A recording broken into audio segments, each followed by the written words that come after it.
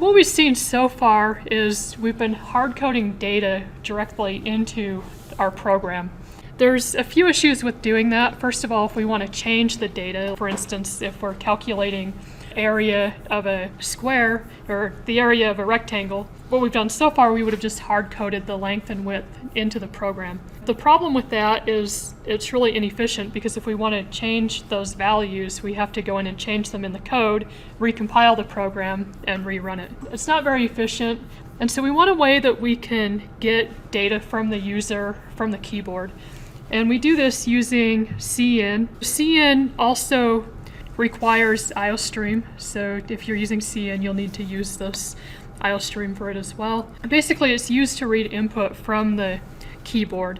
So let's just look at an example of how this is used in the code.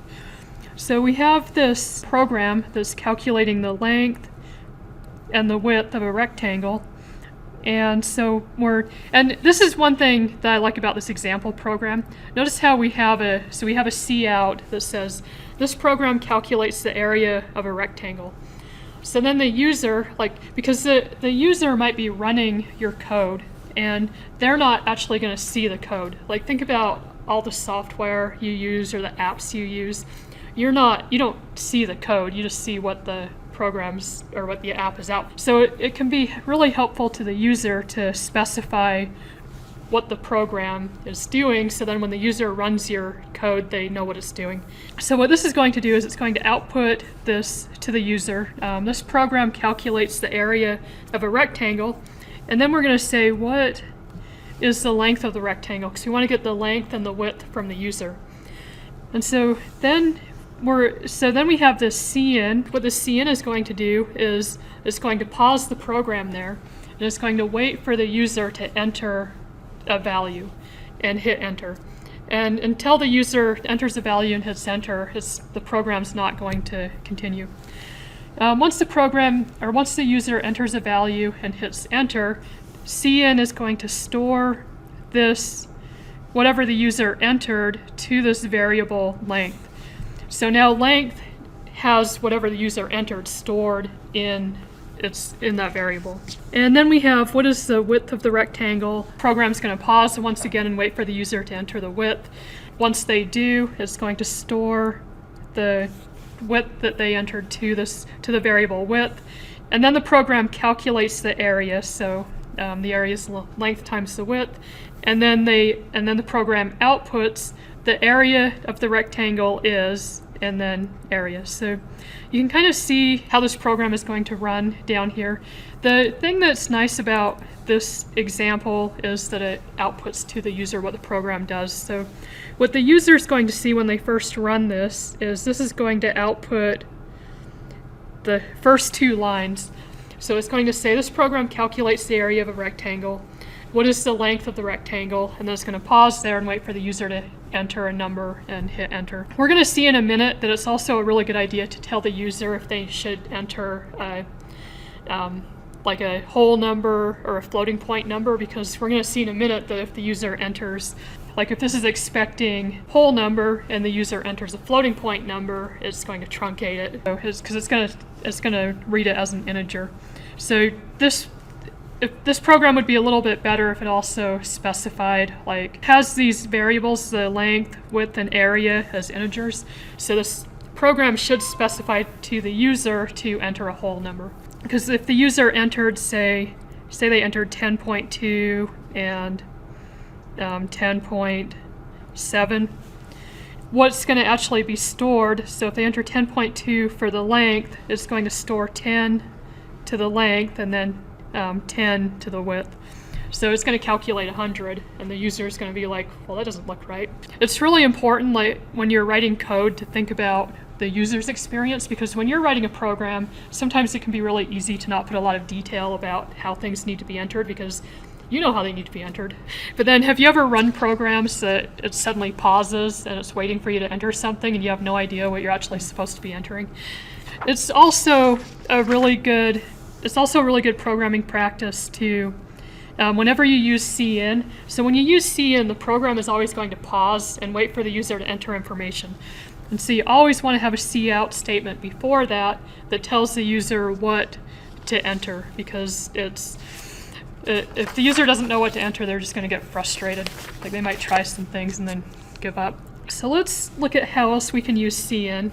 So cin can get multiple values at the same time. So if we look at this program, so this program, this is the same one. So we're calculating the length, or we're calculating the area. We're getting the length and the width from the user. Only this time we're asking for the length and the width together. So we have this program calculates the area of a rectangle, enter the length and width of the rectangle separated by a space. So this time they're at least telling them to what to enter and separated by a space, although they still didn't specify whole numbers. If you look at this line, so we have cin, and then we have the extraction operator. So this right here, these two greater than, so that's called the extraction operator. And it's called that because it's extracting the whatever's being entered from the buffer stream.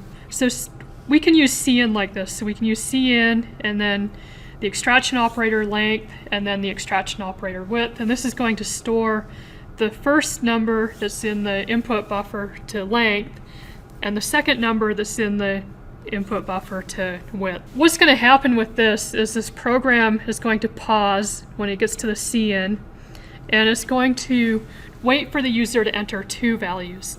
And then once the user enters those two values, the user could also enter one value, hit enter, enter the second value, hit enter, and it's going to wait for two values. But once it gets two values, it's going to continue on. So you can read in different data types using this method. So let's say that we have a fractional, so a floating point number, and a letter, so a character. So we output to the user, enter an integer, double, and character. And then we're going to do cin, input buffer, when it sees the whole number, hopefully the user entered a whole number first. It's going to store whole to this variable whole. It's going to store the fractional number to this variable fractional, and it's going to store the character to letter. And so if the user entered, say, 4, 5.7 and b, that's going to store 4 to whole, 5.7 to fractional, and b to letter. And so what's happening with this is, so we have the keyboard buffer, and when the user types these numbers, this is what's in here. So we have 5.7, 4, and then we have b here, and then this is enter. So this is the enter that when they hit enter. Actually, they were supposed to enter the whole number first. So let me back up.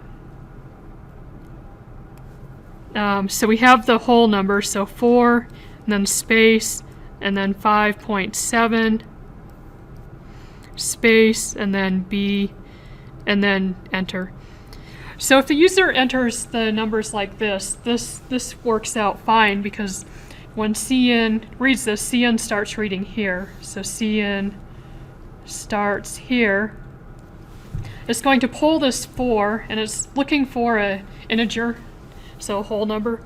So it's like, okay, there's the whole number, so it's going to store that 4 to whole, and then it's going to keep reading, and now it's looking for a double, and so it's going to find this 5.7, and it's going to store that to the fractional, and it's going to keep reading, and now it's looking for a character, and it's going to find that b, and it's going to store that to letter. What can happen with this is, let's say the user put in the numbers in the wrong order. So let's say they put 5.7, 4, and b. So what's going to happen is cin starts reading this right here, and it's like, oh, a 5, that's a whole number. So what it's going to do is store 5 to whole, and then it's going to keep reading, and it's like, oh, here's a decimal, so here's the fractional number, and it's going to store, so let me just write this down. So whole is going to equal 5, and the fractional number is going to equal 0.7, and then it's going to keep reading, and it's going to find that 4, and it's going to store the 4 to letter. So letter equals 4.